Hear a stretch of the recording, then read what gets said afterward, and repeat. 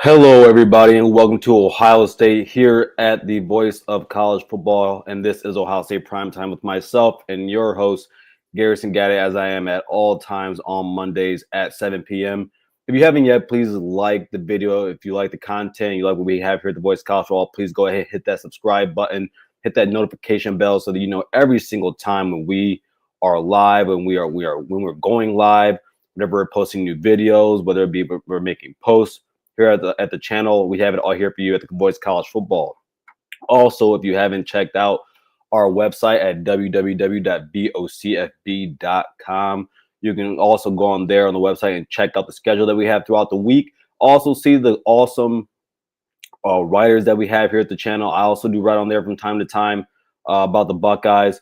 But yeah, we have great writers here at the Voice College Football. They keep you up to date of what's going on in the college football world, whether that be for Ohio State, another programs, and also all the networks that we have here at the Voice College Football, including Texas, North Carolina, Oklahoma, the team up north.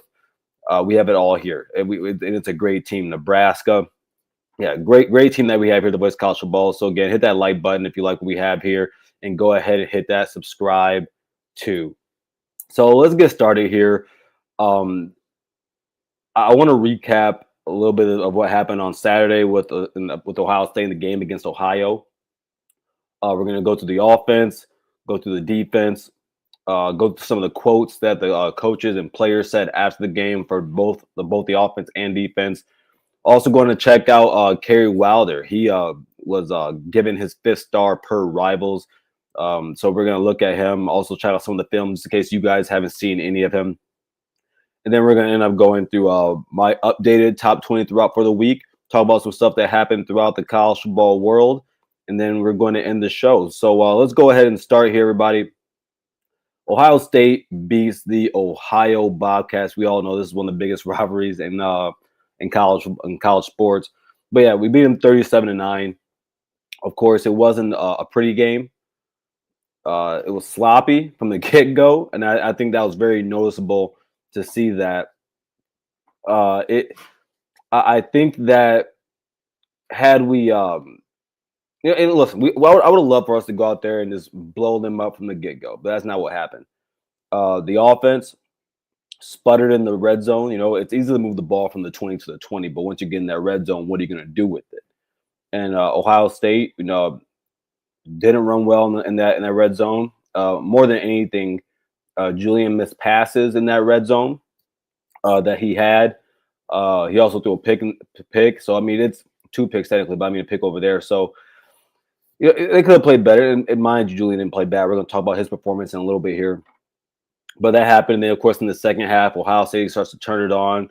They're hitting big plays. The defense shuts them out in the second half. Of course, we'll talk about the defense here later and what they did. But listen, I mean, 37-9. It's not something that you would expect Ohio State to beat a MAC school better than that. I mean, Ohio came in ready to play. More than likely, they're going to be the best team in the MAC as they were last season. Parker Navarro is a good quarterback for what he is and where he's playing. I think he did. He played well, not well, but he did what he could do out there. There's not much you can do when you got the Ohio State Super Bullets running around trying to knock your head off. But let's go ahead and talk about the offense first. Before we can get started here, Aaron, shout out to you, man. Glad that you're here. Says fresh cut. Yeah, man. My hair was probably like 8 inches long, and I few days, maybe like last week, I talked about cutting my hair, and then a couple days ago, I really decided I was going to do it, and then I said I was going to at the end of the week cut my hair, but then I woke up today. And I said I'm going to do it today. So yeah, shout out to my guy Ethan, my barber. Yeah, he went got me right. That man got me right. I ain't mad at it. I ain't mad at it. Shout out to Daniel Henry. Says, "What's up, Garrison? What's up, my guy Dan? Glad to have you here." By the way, we got to get you a LeBron. Is that LeBron in there? I can't tell if that's LeBron in your photo, but if it's not, then we got to change that. But glad to have you here, my boy. Day 1K says they have barbers in Michigan. Fresh. Yeah, man. What you mean? What you mean? That in a few weeks, actually, it won't take me a week. In about a week, you'll see my hair spinning, waves coming in. Might make you seasick during the show day 1, so watch out. Just watch out for that. Johnny says, did you buy a brush do-rag and some wave beef Garrison. You can't see it right now, but Johnny, I have a bunch of brushes, but I always buy a new one when I cut my hair like this. And I did get some Murrays. I'm old school. You know, everybody uses all this other stuff. Nah, nah, nah, nah, nah, nah, nah. I grew up on Murrays, and that's what we do. I was glad to have you here, Johnny. The Honorable Jam Garrison, what's going on, Jam? Always glad to see you in here. Big friend here at the Voice College Football. Daniel, all right, we're gonna go over that. Day one, I should kick both of y'all. I should kick Day One and Daniel out for saying that. And you Day One just agreeing with that. I should kick y'all out for that, but we ain't gonna do that today. But let's get started on the offense, guys. So we went 5 for 9 on third down. That's the first thing I want to talk about. Coming in, we were 25%. I talked about that last week, Monday, about the things that I wanted to see us progress in. I thought we did a great job. 9 times. I think that's a good amount of that's a good number to have in a game. Of course, you get over 50% of that, you're above water. So well above water. So I'm happy with that coming into what we were before that. Of course, 25%, as I said. 573 total yards, 226 on the ground. Love to see that. Julian Sand was 25 for 32, 78%. He can which before coming to the game he was 79%, which now keeps him still at number 1 in the nation at 79%. So really glad of how he performed there. 3 touchdowns, 2 interceptions. The first interception wasn't good, but that second interception, man, that was it's fluky. He's getting sacked. And Ryan Day talked about this after the post game. He said, Julian's got to learn how to take sacks. And in that situation, he should have taken the sack. Now, what he did wasn't per se bad. He threw the ball literally 3 yards in front of him. Great play by the Ohio defensive player for making that play and getting the interception. But more times than not, it's hitting the ground. But yeah, in a situation like that, take the sack. Because instead of taking the sack and then possibly, punting it, due to what probably would have happened because of the yards we lost, you just gave them really good field position. So that's just a learning moment for Julian. Just take the sack. But overall, he played really well. And by the way, I want to read this off. So Julian Sand's touchdowns, these are the distances of his touchdowns in order: 61, 40, 47, 87, 13, 9, 16, 47, 49. And that gives him an average of 41 yards per touchdown when he throws the ball. I mean, look, Julian's doing a great job. And I think that when we're trying to grade him on a scale, I mean, you play against Texas's defense. That's a good matchup. Of course, in that game, there's a lot of drops. I thought he played a perfect game in my estimation because he never put the ball in harm's way and had the guys made the catches. Julian's coming out of that game at worst 17 out of 20 at worst.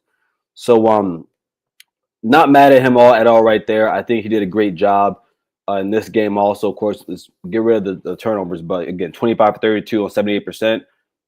Can't get mad at that. Also, another fun stat for you guys with Julian. I'm gonna read this for you. The only P4 quarterbacks with a 60% plus completion rate on their throws of 20 plus yards. Dante Moore is at number 5 at 62. Then Jaden Maeva at 64. Number 3 is Joey Aguilar of Tennessee at 69.2. He's playing great football, by the way. Number 2, Kevin Jennings over at SMU at 72. Julian Sand is number 1 at 100%. All of his passes that go plus 20 yards or 20 plus yards have been completed. So that's a great stat right there for Julian. He's accurate downfield, and so I'm very glad about how he's progressing in that, and I hope he continues that. I really hope he does. And I'm going to read this right here, Daniel, because that's a good question based on what we're talking about. Daniel's asked, why do you think we struggled in the red zone, Garrison? I think it's the run game. And again, I think it's just the running backs having hit the holes better. I seriously think that, I shout out to my guy, Sam. He's set college football, Sam. And you guys should definitely go check that out if you haven't already. He's one of the better shows in the college football world, in my opinion. Just how he covers the Big Ten and football at large. But I think it's the run game. Guys not seeing the blocks well, because I think the O-line is doing what they should be doing. Again, Tegra we'll talk about that in a little bit. But I think it's sad. I think Julian isn't seeing. Julian's completing balls. Don't get me wrong. He's hitting 79%, right? But he's still missing things, especially over the middle. I think over the middle is where he needs to get better, seeing what's going on there. What I do like though is that we're very consistent and that Brian Hartline isn't quitting on the run game. He's continuing to do so, and he gives his quarterback chances to make those plays in the red zone. But yeah, those are the I think what's causing the struggles right now, Daniel. And Aaron, I agree. Should have won 52-6 if we executed right. I completely agree with you on that. But yeah, so shout out to Julian. Next, we get to the running backs. CJ Donaldson, 9 for 39. Good job on there. He's a power back. Happy for that. James Peoples, 7 for 47 yards. So throughout the weeks, he has been progressing, and that's all that we really want to see out of him. And then I think this is the big talk of the in terms of when it comes to Ohio State in terms of players. Bo Jackson, after going 8 for 109 with a long of 51 last week against Grambling State, he doubles down and goes 9 for 109 with a long of 64. That currently puts him at 12 yards a carry. And actually, if you take his long runs away, the 51 and the 64, he's still averaging, I think, about over 6 yards a carry. So, listen, Bo Jackson is the best. He's the best running back on this team in terms of just running the ball, in terms of talent, how he hits the hole. He hits it really fast. He doesn't go down easy. Those arm tackles, they don't do much on him. It's too much burst for him that he has coming through the hole, especially when he gets to the second level. Then once he gets to the third level, you know, something that he's probably gonna have to progress on. That's in terms of his body is hopefully getting that third gear. You see that a lot of running backs. You know, you hit that first gear, that's kind of like jogging. Then you hit that second gear, but when you're able to hit that third gear, that means you get the breakaway speed and you're gone. Kind of like what Travion Henderson has. Guys like J.K. Dobbins had. I mean, honestly, you know, Beanie Wells wasn't always the fastest. He's not the fastest guy ever, especially but at his size, he had a third gear. And so those are things, you know, he's gonna have to progress with. I'm sure he's gonna get that. But I mean, Bo Jackson though. And I haven't seen enough out of him in the pass game to know what his pass blocking is like and to fully grade him on that. But when it comes to running routes, he can do that. When it comes to running the ball within the tackles, he can do that. When it comes to running to the outside, he can do that. Zone, gap, breaking tackles, stiff arm. He has all that. And you know, I'll read this to you guys right now. I mean, CJ Donaldson, you know, he said from even the offseason, he's told Bo before, you know, he's a special running back. And he has a lot of gifts. I mean, what Coach Locke has always said, he has gifts only God can give you. And so, you know what? After that, I just kind of like learned the small intricacies and nuances of the game and playing a running back, which he's definitely going to learn under Coach Locke. But I think, you know, I said that if he goes for over 100 yards again, we have to. It's not a consideration anymore about him getting more snaps or him starting. Now it's a full blown conversation and probably should happen. And I think that as we get through, we don't go through bye weeks at Ohio State. We have improvement weeks. And so as we get through this improvement week, I think Coach Locke is going to sit down and honestly figure out what he's going to do with this running back group and who should be getting the touches. And now if we want to go like a game like this where, you know, Bo's getting 9, Peoples is getting 7, CJ is getting 9, I can work with that. I think that's a good rotation right there. But man, if Bo's getting more carries, we're cooking with hot grease. We're cooking with hot grease with Bo, and I really want to see what he can do, especially in a big game. I think this Washington game is a good game to see. And it's not that Washington has a great defense, right? But Washington definitely is a step up in competition for what we've had over the last 2 weeks, not compared to Texas, right? So yeah, I think he didn't play against Texas. So yeah, we definitely see that. And honestly, hindsight's 2020, but we probably could have used him against them. Probably would have been much more helpful than when we got that day. Excuse me. To the wide receivers, Smith 9 for 153. By the way, those 9 catches he had, that ties his record for receptions in a game. And he's also just over 1,200 yards away from beating Emeka Egbuka's all-time receiving yard record that he set last season, being Chris Olave. Being Chris Olave. So yeah, I'm not sure if Yeah, his record might be blown out. That record's gonna get blown out of the water by the time that he leaves, but he might beat that. He's probably gonna beat that record this year. So shout out to him. Carnell Tate impresses again, 5 for 101 against supplanting himself as the second best wide receiver in the country. I really do believe that in Tate. He had a great touchdown in this game also. Shout out to Max Clary. He gets his first touchdown of the season. Over the last few weeks, I think it's really cool how Ohio State has been using the tight ends. Brian Hartline is using them exceptionally well, especially and I think in the red zone. To answer your question, Daniel, about I think that we were to use our tight ends more in the red zone, again, working that middle of the field. And when we get there, I think that would improve greatly for us. I think those tight ends, especially Max as a receiver, can be a big use there. Maybe even playing more of them, especially on the rundowns. I think we have the best. Not only do we have the best tight end room in the country, I think they have the best blocker room in the country as a tight ends, as a group of tight ends. Guys like Kazmarek, Bennett has been playing really well also, and we all know what Jelani McClain is. So yeah, and he's improved well also when it comes to catching the ball. I thought he was already one of the better blocking tight ends in the country coming to this season. So what else? I mean, I have it right here. What else can help in the red zone? Probably get LK in the game, like in Keen Holtz. We did get to see him get an 8-yard rush. And Jake Butt said when he gets in the open field, you can see a really special runner. And he got lit up on that play too, but you can see he's really quick, really agile, gets upfield very fast. And so that was really cool to see out of LK in that. More questions to be asked, what's going on with BI? A lot of people, they've said that they want to see Mylan Graham play more snaps. I am in that camp also. But I mean, BI is not being seen. There are plays when he is open and he's not getting the ball thrown to him. So I think that's part of it. Of course, we all know about that drop ball against Texas on a really good pass by Julian Sand. But overall, I mean, I think BI is gonna be fine. I'm not worried about him. And he's a great leader on top of that, and he's a great blocker. If you ask why Mylan Graham isn't getting more snaps, you ask why other guys aren't getting more snaps in that role. No block, no rock. And if you can't block for Ohio State, and it is like most big programs, as a wide receiver, you can't block, you're probably not going to see the field. Yeah, so that's all I have of the offense. I'm going to read some quotes here that were post game.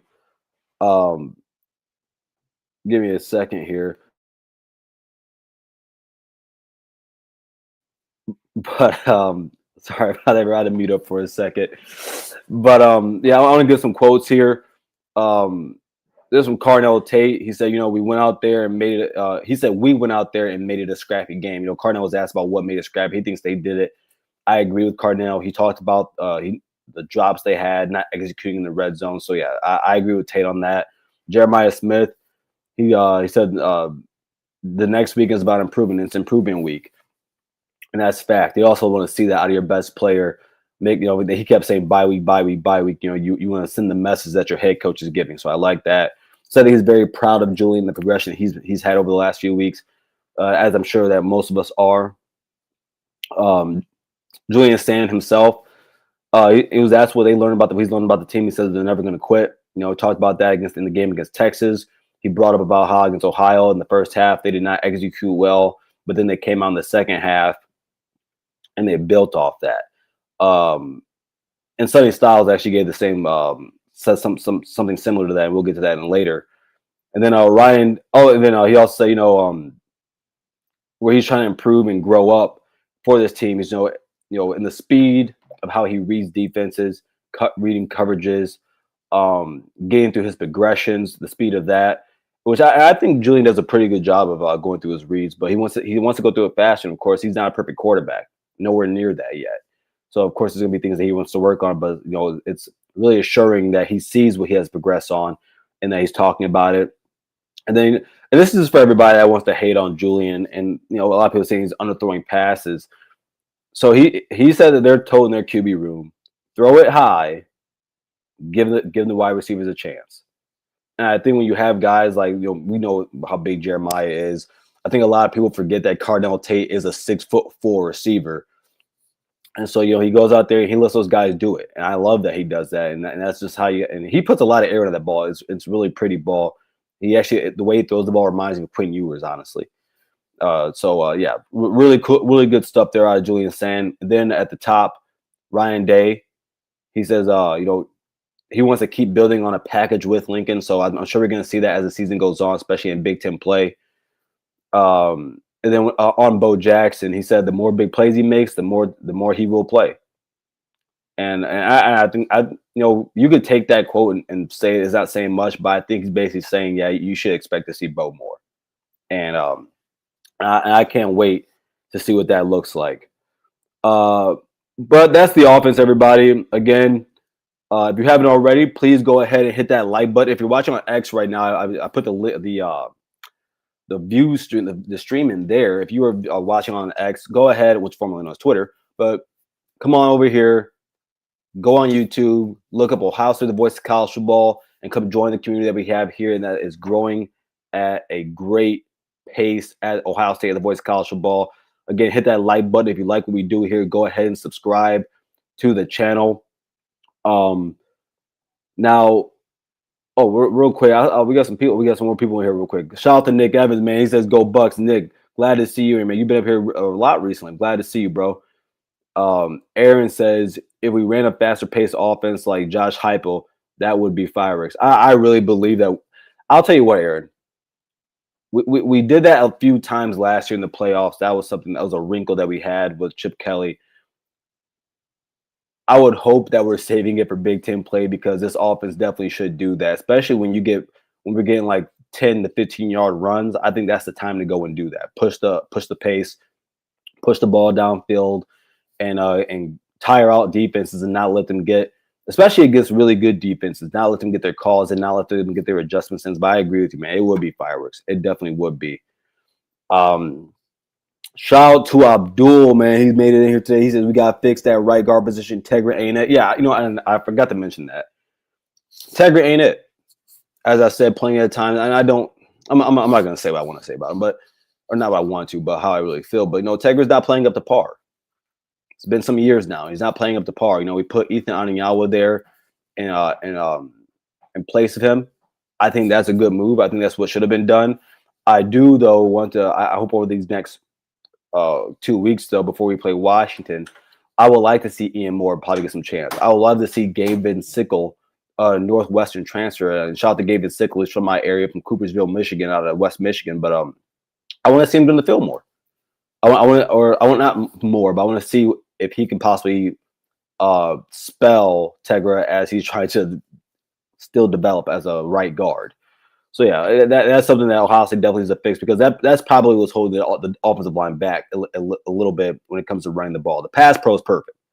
Pass pro you can't say anything about. Can't say shit about it. But the run pro definitely could be better, though I don't believe it's too bad. Day 1K says Tate is a first-round receiver. I agree. Fully agree. Shout out to Don B. Says, yo, man, glad to see you in here. The boy got that fade. Yeah, I did, man. I did. I cut that hair off. It was I'll show you guys how long it was beforehand. Let me show you guys this. Because before I went, I picked it out as I always like, of course, what you should do before you go to the barbershop if you're gonna like get a real haircut. But let me see if I can find this for you guys so you can see this. Here it is. Let me share this with you guys.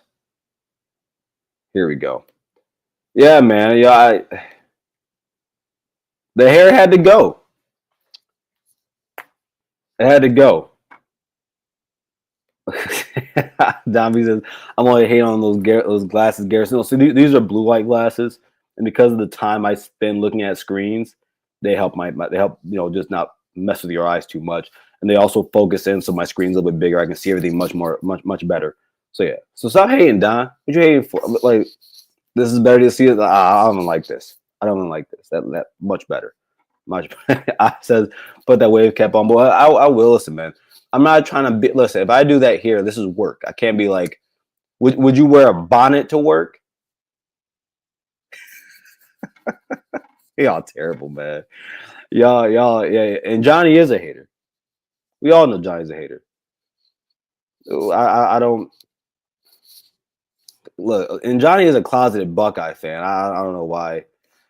Yeah, we all know he is. Daniel Says Tegra. Tegra probably just got to find his groove like he did in the playoffs. Maybe so. Maybe so. But like Grambling State, Ohio, and you're not playing well.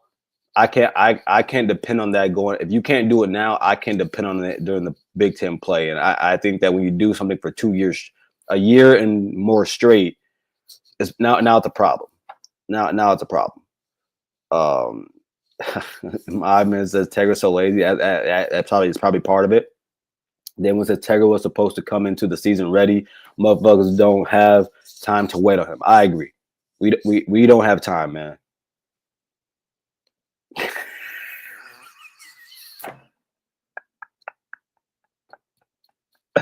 Davi says Gary said it's a possum on your head, bro. That's crazy. Hey Don, don't get mad because you can't grow your hair out anymore, bro. Don't get mad at me. Oh man. But okay, everybody. Again, go ahead and like, share, subscribe to the channel if you haven't already.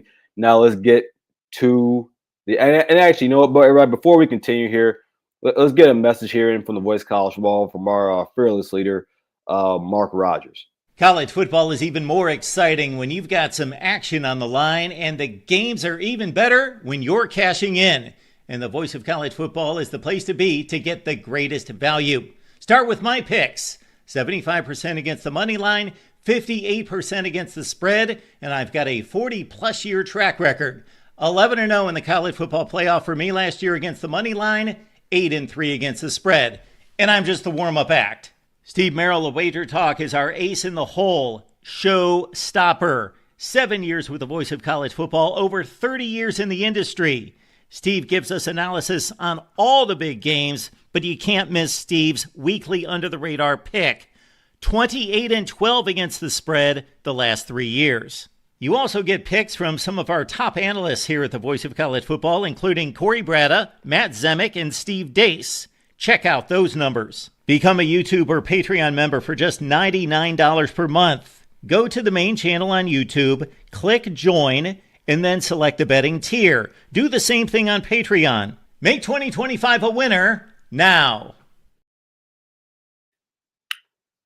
All right, everybody. And again, if you haven't already, please hit that like button. Of course, it goes a long way. If you want to send super chats, that's awesome. That's great. And we'll love to read them for you. But all that we ask here is that you hit that like button. It goes a long way for the network and for this channel. If you would like to become a member, whether it be join the Blocko Club, JT wasn't sure, or we don't give a damn and you know the rest, go ahead and hit that join button. Also, shout out to all of our members here at the Voice of College Football, being Kishan Patel, Bootzilla, Troy V, Johnny Olden Jr., my man, Philip Buford, the Honorable Jam, Matthew Miller, the Rob Farber, Robert Howard, Speedman 606, Alabama Richie, Steve Hellwagon, shout out to him, man. He's a great, one of the better writers out there for Ohio State. And Asian Posh Queen Doreen. Okay, everybody, so let's get to the defense here. Another outstanding performance by them outside of one play, but we'll talk about that here in a second. Arvell Reese, 7 tackles, sack, tackle for a loss. Another great game out of him. Again, looking like, if not one of the best linebacker in college football. Jay McClain, 4 solo tackles, and he's continuing to fly around. Again, he's one of the more impressive players right now for me on this team. I didn't expect him to come in playing the way he does, and I'm loving it right now. K-Mac and Bo Atkinson, Bo had 2 tackle for losses, but they both get their first sacks of the season. Glad to see that. Again, Bo Atkinson transfer over from North Carolina, defensive end number 14 out there. Funny number, but we love him nonetheless. And then K-Mac, he's been the best defensive lineman on this team so far this season. I don't think it's actually close. And then Caden Curry. So one of my favorite players on this team. He's waited his turn, senior this season. He comes in and has the game of his life so far, and it's only Ohio. But has 4 total tackles, 2 solo, a sack, a tackle for loss, and a really good pass deflection. I love the energy he brings out there. That guy's a Buckeye through and through, and I love the way he plays the game of football. Kept Ohio to 181 yards. Great on that. Again, Ohio coming into this game. I talked about this last Monday about stopping them on 3rd down. I think they were at 47%. We had them at 3 for 15. So great stuff right there. It also had them at 2.8 2 yards per carry. Of course, they give up that long touchdown. You don't want to see that. But, Sonny Styles, after the game, he said, he thinks his defense is stern, said that they respond well. And he said, we saw that against Texas when they had that goal line stand, that game time goal line stand. And then not game time, but something that probably could have ended up tying the game based on what happened later. And then also he said they respond well. Or I said that, but they respond well. But he talked about, they talked about how in this game, after that long touchdown that they gave up, after that it was none. It was nil, nada. So nada Spanish for people that mean for no or nothing for anybody that didn't know. But yeah, man, great on them for that. Really, really excited about how they responded. Matt Patricia, he said, he's asked what was the identity of this team. He said that they're gritty, tough, hardworking, full of energy, and violent. I think that's exactly what you get out of them. And I think one of the players that you really see all that of gritty, tough, hardworking, full of energy, violent. That's Arbel Reese. And I think Arbel Reese, he sets the tone for this defense. I think he's the tone setter. And each week, we see big plays out of him. We see big hits out of him. And he's moving around fast. There's nothing in that front seven, or I'll say there's nothing as a linebacker right now that is short in his game. I think he excels at every aspect of it. It's the same for Sonny Styles. That's why I've been bullish, saying that these are probably the two best linebackers in the country. He said that he learned they are mentally tough. I think that embodies Caleb Downs as being the leader of that defense. Again, probably the smartest player in college football, especially on defense. But being able to relay that, again, just really mentally tough out there, smart guys. Nobody panics. Like, again, after that touchdown, or against Texas, when you get pushed into the 1 yard line, you just don't panic. He says no one is out there getting upset. They're really, still, really even kill. That's a better way to say it. They're even kill out there, and they don't blink an eye. That says a lot right there. And then in game adjustments. Yeah, I'm sorry, and they don't blink an eye at in-game adjustments. So, like, when this team is really smart, and they have a smart defensive coordinator, Matt Patricia, out there leading them. And on the field, of course, you have Caleb Downs. There's veteran guys out there who played a lot of football, played in a lot of big games, seen a lot of football, so they know what they're seeing as much they have not seen offensively. So yeah, good stuff out of him right there. Talking about the Washington game, and I was glad that he knew this.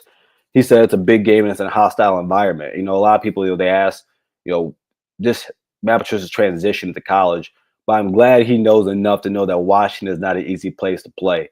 Of course, around college football, that's very well known. That's top 10 college football stadiums for me.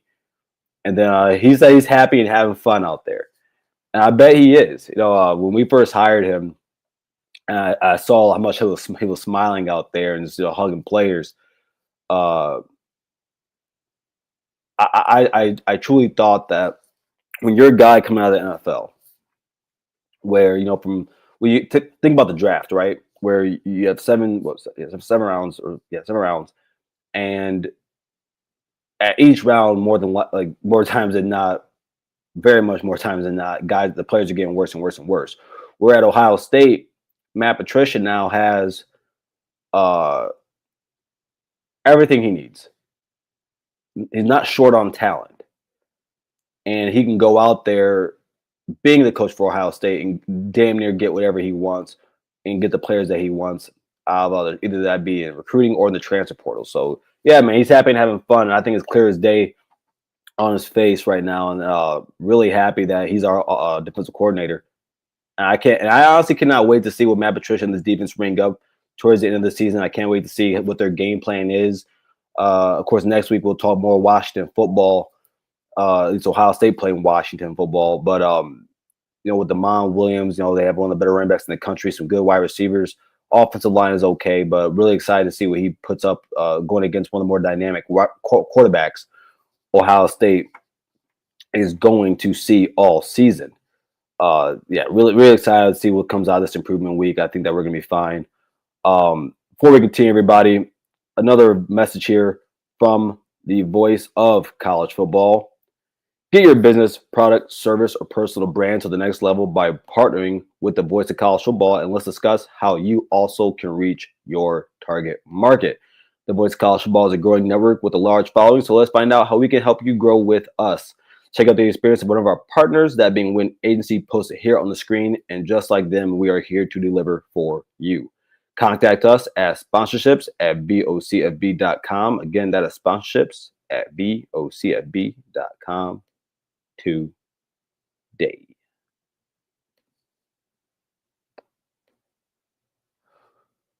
So before we continue here into the second half, I was going to go in here and see what some of you were talking about, right? I did see Ohio State. Yeah, there we go. Ohio State was. What are we talking about? Penn State talk.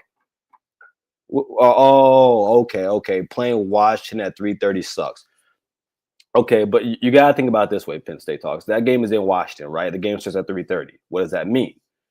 That means that for people like me, that game starts at 6:30. So do you expect that game to start at 7 and then meet? I'm a Buckeye fan, so of course I would. But the nation is not going to stay up or be there at 10 o'clock to see Ohio State play till 1 a.m. That's just the way the cookie crumbles. It's a 12:30 kickoff for Ohio State, I guess, just physically and mentally. But I mean, hey, it is what it is. See, Ivan says Jed Fish ain't no joke either. He's not. But you know what's funny about that, Zai? He wanted the Wolverine job. Yeah, and if you talk to most Wolverine fans now, they would definitely trade him for what they have right now in Sharon Moore. Daniel Henry says Washington offense is definitely a test. I agree. But honestly, today is going to be our biggest test. That offense is better than whatever Texas got going on right now with Arch Manning. So, and by the way, that win doesn't look the same as it does right now, but we'll talk about that in a little bit. Let's see. Don B, you're so crazy, bro. You're so crazy. See, Don says Oregon gonna belt Pitt State. There's a chance. I don't like what I see out of Penn State right now. And Penn State sports talk. So yeah, sports talk. You can't. You gotta be honest right now here and say, like, for 3 weeks straight now, you guys have not played up to par. And Drew Aller right now. And I'll show it to you guys later. But right now, my top 10 rankings of Big Ten quarterbacks, I had him at number 9, just above Bryce Underwood. So yeah, you guys are struggling right now, man. I don't like what I see out of you. Shout out to Daniel Berry Sports Highlights. Says happy Monday. Hey everyone, glad to see you here, Daniel. Glad that you can make it to the show. If you want to rewind, by the way, everybody, if you would like to, if you miss anything from earlier in the show, you can go on either Spotify or Apple or Amazon to listen to the audio playback of all of our shows here at Ohio State Voice College Football. So let's get to it here. Let's go ahead and talk about. I want to talk about Kerry. Actually, I'm going to give you guys things we got to work on first, because I didn't talk about this. Again, I did say this: work in the middle of the field more. Guys like Brandon Anderson, the tight ends in the red zone. I think over this next improvement week, getting the running back rotation right. Again, I think if we're doing the 9-7-9 or however way you want to split that, I think it's a good way to do it. I mean, if we can get good production out of our running backs without them hitting 10 carries in a game for each of them, I think that'd be great. But then again, I wouldn't mind seeing Bo Jackson get 15 to 20 carries in a game and seeing what it looks like. I also want to see the defensive line rotation get together. I do think guys are showing their worth on the D line over the last few weeks, but I want to see what a real rotation looks like going into Big Ten play. And then also something here to talk about. Shout out to Zoe Styles. He got injured in this game. Who's the next guy up? Of course, Zach Sanchez. Sorry, Devin said Zach. That's a friend of mine, Zach. Shout out to Zach Sanchez, my buddy. But Devin Sanchez, he was able to get in this game. He has in every game now, but with Zoe went out, he was the next guy up. He played very well. So we'll love to see what he does over the next week of improving, and then going into the Washington game if Zoe can't go. Also behind him, who's the next guy? I would expect it to be Bryce West. So I'm sure he's going to get more first-team snaps in these next couple of weeks. And then, of course, going into the Washington game, depending on what's going on with Zoe Styles. So Another guy I want to talk about here, guys. We're going to shift over to recruiting because Ohio State's top defensive lineman recruit has got his 5th star on per Rivals on 3, which they're the same thing now. But Kerry Wilder, everybody, he's been balling so far this high school season, and really impressive player. 6'4", 255 pounds. Right now, I believe he's 115th, I think, but he is 120, a top 120 player right now in the composite. And I just want to show you, in case anyone has no idea who he is, you haven't seen him play a lick of football. I'm gonna go ahead and show you guys what this kid looks like, because it's pretty good stuff here. It's pretty good stuff. Here you guys go. Kerry Wilder, he's disruptive. He's fast. He uses his hands well. You're going to see it right here from the get-go. I mean, he gets through the line very quickly. Very explosive football player. Out of Gardena, California. And usually I've never been the biggest fan of getting defensive linemen out of the state of California. More offensive guys the way I go. Look at that forcing the fumble right there. Just awesome. Now he's on the edge. You can see working. Look at those hands. Look at him use that bend, get to the quarterback. Really good football player. Really good football player. And again, gets his 5th star. So we'll, you got to get one more to do that, to be a composite guy, or at least your overall rating has to be to a certain threshold. But who knows, man? By the end of this season, there's a really good chance that he gets there. Really excited to have him be on the Ohio State in the Ohio State recruiting class for 2026, and can't wait to see how he develops over the season and what happens when he gets into Columbus and see what Larry Johnson can do with them. Again, he's a star gem defensive lineman in our class, top 10 guy in his position, top 5 defensive lineman in his position per Rivals. So yeah, shout out to Kerry Wilder, man. Can't wait to see what you do at Ohio State, and look forward to seeing you and have a rest of your good senior season. So yeah, that's Kerry Wilder right there. Shout out to him. Now, let's talk about some of the things that happened across the country. We're going to start with Oregon here. I want to talk about them beating Northwestern 34-14. Northwestern is probably the worst team in the conference. But I do believe that, going into your first Big Ten game of the season, there's a chance to get a game like this. Again, you still win by 20 points, nothing to snuff at. Dante Morris still shows himself to be one of the better quarterbacks in the Big Ten, probably the best quarterback in the Big Ten, and probably definitely one of the best in the country. So shout out, good win by them there. Good Big Ten win. Clemson has made me out to be an idiot. I picked Clemson to win the national championship to start the season, and I look like a dumbass. Point blank. Georgia Tech gets that win. Georgia Tech's a good team, by the way. I really do like what they do over there. I like how they played to the strengths of their team and of their quarterback. So yeah, shout out to Georgia Tech, but Clemson, you suck. The UGA Tennessee game, wow. What a barn burner that was. I thought, Tennessee takes the lead early in the first quarter, 21-7. I really thought that Tennessee should have won that game. I thought it's hard to say that Georgia was a better team, but Georgia was not the better team. But when you go on the road in a hostile environment, in a rivalry game that we all know that Tennessee and Georgia is, and I think that's 8 straight wins now for the Georgia Bulldogs against them. But Tennessee should have fought that one out and won that game. So it's kind of disappointing in them, but I do think that they showed their worth this season. I do think clearly Tennessee is one of the better teams in college football. Definitely a top 15 team in the country.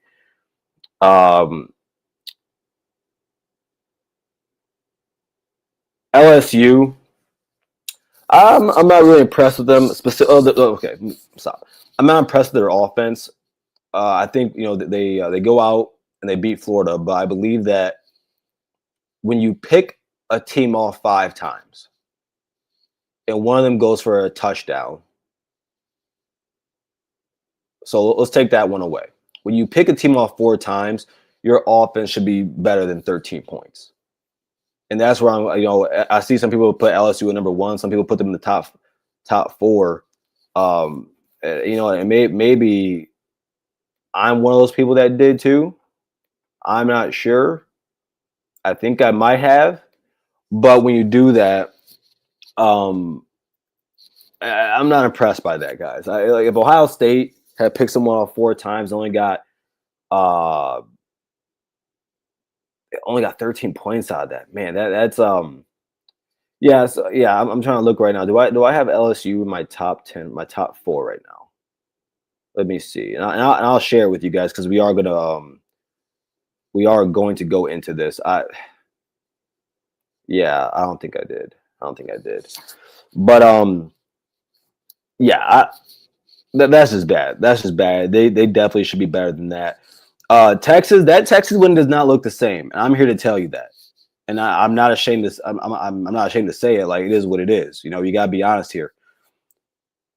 That Texas win right now, for Ohio State to go out and go against the Texas defense, that's impressive. What we did, and being not putting the ball in harm's way against Texas defense, that's nothing not to snuff at. Being able to hit big plays against Texas, nothing to snuff at. I still think our defense is one of the better in the country. I still think it's the top 3 defense, maybe the best in the country. I still think Matt Patricia is a dog and a smart play caller and a smart coordinator. Genius, actually. Let's say that. She's a genius. But that offense is sputtering, and the wide receivers can't get open. Arch can't hit them when they're open. And he doesn't look good. He doesn't look good. And I don't think there's any other way to slice that, any other way to put that. He does not look good. And so for Ohio State, when you're looking at that, of course we want Texas to be good. That's something, that's a stripe on our chest that we went and beat them. But nah, man, they don't look like a good team right now. And that's just the truth of the matter right now. So hopefully they get their shit together. I don't think they will. I honestly think that when they play Oklahoma might blow their doors off. I think there's a good chance that happens. And then last, on Notre Dame, because I see a lot of people selling their stock on Notre Dame. I think everyone's completely crazy if you do that. They're 0-2, but they lost to Miami, who I think is the number 2 team in the country. They lost to Texas A&M, who looks damn good, right? So, Tennessee, don't sell your stock on them yet. Don't do it. Let me read some of these comments here. Aaron says, I thought Sam Greer, Blaine Bradford, and Chris Henry Jr. were all 5 stars. I think they are, unless they're not. I'm pretty sure they are. Maybe Chris might have lost his, but I'm not sure. That might have been because of On 3, but I think they still are. Aaron says, see, Garrison, I told you about Clemson. You did, Aaron. You were right. I was wrong. You're big. I'm little. You're smart. I'm dumb. You were right, bro. I can't even fight you on that. And I want to. You know me, Aaron. I got no problem trying to fight somebody about something. But you are completely correct on that.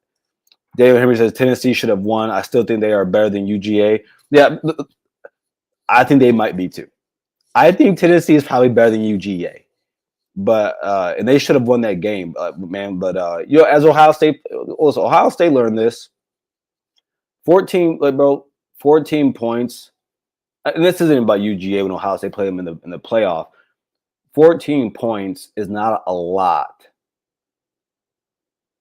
of separation against an elite team, a really good team. It's not a big separation there. But I do agree with you. Tennessee probably is better than UGA, but UGA got the dub there, and that is what it is. I've always said, man, if you are a home team, I think I heard Colin Cowherd say this like almost 10 years ago. If you are the home team and you can't win the game in regulation, you deserve to lose. And I actually agree with that line of thinking. Daniel also says, if Ohio State picked Florida all 55 times, we win by 30. OSU, Ohio State, LSU. I agree. I think anybody putting LSU in the same breath as Ohio State's crazy right now. Even though we played Grambling State, in Ohio, I think our offenses work on a different, they work in a different stratosphere. So if we play Texas now, we win by 21. Completely agree. Completely agree. So everybody, last thing we're gonna do here, we're gonna go through my weekly rankings. Of course, this is where you can tell me where I'm right, where I'm wrong, who's too high, who's too low. Here we do not work with the AP poll. We're going to work with my poll. Now, if you want to talk later in this season, because I'm waiting for the playoff poll. That's what I'm waiting for. And I don't trust these writers. I don't trust. We had that one lady come out and say that she doesn't even watch these games. So let's go through this real quick, and you guys tell me what you think here. Of course, starting at number 1. We do have our very own Ohio State Buckeyes. And I only do top 20 because in my estimation, and by the way, it's very fluid, but you have to be consistent. And it's a top 20 because I think the top 20 people are the ones that can get into the playoff at that current time and place. So Ohio State at number 1. I moved Miami from number 4 to number 2. I think Miami, if someone wanted to put Miami as the number 1 team in the nation, I actually wouldn't have a big problem with that based off who they've beaten so far this season. Oregon number 3, they moved down for number 2. So I do have LSU still at 4. I probably should. I'm gonna tell you guys this right now. I should probably have Florida State at 4. I should probably have Florida State at 4. I have Georgia 6, OU 7, Penn State, Texas A&M, and then USC I have at 10. Now this is the one where I'm probably riding too high. But as of right now, I'm impressed because at the end of the day, there's 2 options. Either you don't look like either you don't blow out the teams you're supposed to blow out, or you go out there and do it. You got to give credit or critique for the other. So there's that. Utah's been playing well. They move up, and I think USC made the biggest jump. I think USC was actually at 20, so they made the biggest jump. Illinois at 12, Ole Miss at 13. First time for them appearing. We have 3 others that do the same. Tennessee drops down, but not by a lot. They're at 14. Alabama at 15. I moved Texas down to 16, and that's been a continuous slope for them. Week by week, they decide to look shittier and shittier. I don't get it. I do get it. The quarterback is stinking the place up. Nebraska moves up to 17. Texas Tech, Auburn, and Indiana rounded out as first time appearing also. So yeah, let me know what you guys think. I want to know because, of course, this is just my opinion. Nothing I say is complete fact all the time. But I think this is pretty accurate. I mean, of course, again, I say, LSU, I have they're sitting at 4. They probably shouldn't be there. They probably shouldn't. But they still have a really good defense. Their defense has really impressed me. And so fine. I'll keep that. I think LSU's fine there at 4. And I did drop them down. And by the way, me giving Miami credit is not the easiest thing. I hate Miami. I hate everything about that program. I hate how they eat, how they sleep, how they breathe, how they run their football program. I hate everything about their history. Well, I don't hate their history, but no, I'm always going to hate Miami. I honestly think after the Wolverines, that might be the team I hate the most. That's the program I hate the most. No one pisses me off more than the Miami Hurricanes, their fan base. Yeah. Screw their program and the click they claim. But yeah, that's that. Let's see. Don B, he says that's a fair top 20. Thank you, man. I appreciate that. Because Don, you never give me credit for anything. You make fun of my hair. You make fun of my glasses. So that's heartwarming coming from you. That's heartwarming, bro. Daniel Henry says I feel USC should have beat Purdue. Should have beat Purdue by more than 16. I didn't watch the game, but only beating them by 16 is crazy. Yeah, and again, the same thing I feel for Oregon playing Northwestern, being their first Big Ten game of the year. It's still Big Ten play. It's the first one, Big Ten play. Guys have more notes on you. Guys have seen you more often than other programs have. So they're going to play a little bit tougher when it comes to in-game play. So, yeah, I agree with you. I expect them to beat Purdue more than 16. But I do want to give USC credit for getting that win. I think Purdue's going to probably finish top bottom 3 in the conference. They have improved. I think they'll get 5 wins this season, which is an improvement, of course, from last year. But yeah, that's a fair assessment, Daniel. It is. They should have beaten them more by that. Aaron says Dan Garrison. So you would have been sick if JJ picked Miami. Yes. Yes. If Jeremiah had went to Miami, that day when he committed, I would have spazzed out on the show. Ryan Day probably would have at the press conference, instead of faking like he's passing out, he probably would have he would have looked like Urban Meyer after a big win. He would have just dropped on the floor, and I don't want to see my coach like that. That's almost as bad as watching my coach, like Sherrone Moore, cry on national television after a game, a regular season game at that. So, yeah, I'm with you on that one right there, my guy. So again, everybody, what we covered today: offense, defense, things that need to get improved. Some of the things that the guys did on offense and defense. Some of what the coaches talked about. Again, if you would like to. Or if you would like to hear back what I talked about here, or anything else that we talked about here at Ohio State, the Boys College Football, go ahead and you can just watch it on YouTube. Again, love it if you guys could comment on the channel, on the videos and on the live shows, on the videos that we post for the Boys College Football. Hit the like button, of course. But if you want to listen back, whether you're on the road, you're at work, Amazon, Spotify, and Apple is where you can find Ohio State, the Voice of College Football, whether it be myself, Mark Rogers, or my boy Mike, who you can catch on Wednesdays at 7:30 at the world famous Buckeye show. Yes, the world famous Buckeye show at 7:30 here at Ohio State, the Boys of College Football. Also, be sure to hit that like button if you haven't already. Subscribe to the channel if you love our content. Again, that's all we ask for. It goes a long way for us here in trying to get the channel up to par. Shout out to Doreen. Hey, Doreen, you're here. And better late is better than never. So glad you're here, Doreen. Of course, you can find Doreen and Minnie on every Sunday night. If you haven't watched it, go ahead and play it back. 9 p.m. on Sundays, the ladies of college football. They do a great job there. If you haven't already, go ahead and subscribe to them over at the Boys College Football channel. Listen to that. Hey, that's impressive. I don't think my own lady would do that herself. So yeah, good job. Also, if you would like to become a member and join the members that we have here at the Voice of College Football, one more time, we give a shout out to all of our members here at the channel. That will go with who you see right there: Doreen, Kishan Patel, Bootzilla, Choi V, Johnny Olden Jr., Philip Buford, the Honorable Jam, Matthew Miller, the Rob Farber, Robert Howard, Speed Man 606, Alabama Richie, Steve Hellwagon, Open Mike, and Doreen, of course, as I already said. And by the way, everybody, just for all the members to know, if you haven't already, I'm gonna put it here in the not the private chat, in the comments. You can follow me on X at Buckeye_Gaddy. What I'm gonna start doing here is and you can DM me on there and all the things. I'll follow you back, of course.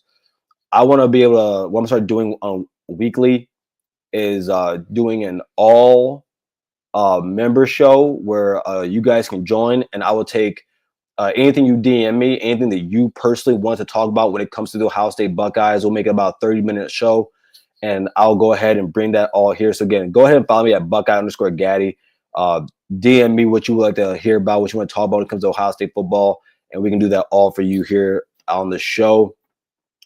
So again, everybody, thank you again for showing up here. Thank you again for being a strong members of the Ohio State, the Voice of College Football channel here at the Ohio State Network at the Voice of College Football.